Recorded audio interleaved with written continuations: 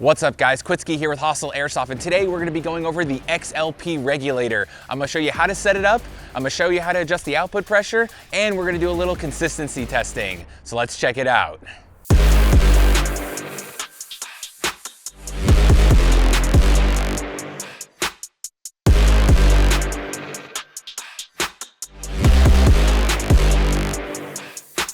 All right, so first we're gonna go over the setup. Super simple. You're gonna take your XLP regulator. I've got our 15 CI 4500 PSI Alpha Air tank by HK Army.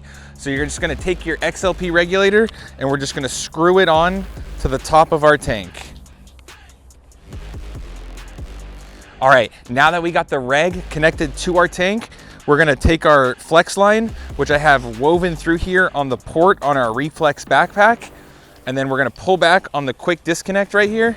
We're gonna put in the line and then make sure that we pull the quick disconnect forward so it's got a nice seal. You will hear the air go through the line. After that, we're gonna push this down into our Reflex backpack. I'm gonna feed the hose through the port right here and we're gonna zip it up. All right, now after we have the tank already in our backpack, super simple. We're gonna take our high kappa right here. This one's got a primary arms HPA adapter. Make sure that's in our gun. And then when you're ready to start shooting, when you're on the field, don't do this in staging area. Then we're gonna pull back on the quick disconnect fitting and it's just gonna go right onto your gun like that and it should be ready to go. All right, now we're gonna go over how to adjust the output pressure on your XLP regulator. So as you can see on the front of the regulator right here, there's this little groove right here for your Allen wrench. This is where you're gonna adjust your pressure. The output pressure on the XLP regulator goes anywhere from 40 PSI to 150 PSI. And that output pressure is what's gonna dictate the velocity that your airsoft gun shoots at. So if say my gun is shooting a little bit low, right now it's currently at 100 PSI output pressure. If I wanna turn it up to bring the velocity up on my pistol, I'm gonna get the Allen wrench, I'm gonna put it right into this port right here, and then I'm gonna screw it clockwise.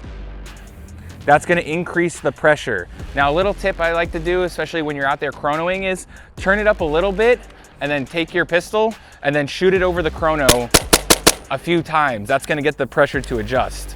So once I get it at my desired output pressure, when you're at a good velocity and you're at the field's required velocity, they're most likely going to put a zip tie around right here. That is the field and tournament lock, and that is to make sure that you don't go and fiddle with your FPS after you've been chronoed in at the field. All right, now we're gonna go shoot it over the chrono and see how consistent the XLP regulator is.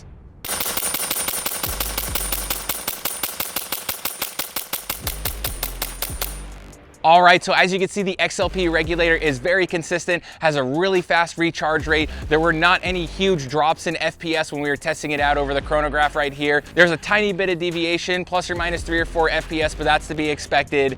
So if you're looking to upgrade your setup, be sure to check out the XLP regulator, the Flex line, and any one of our air tanks at hostileairsoft.com.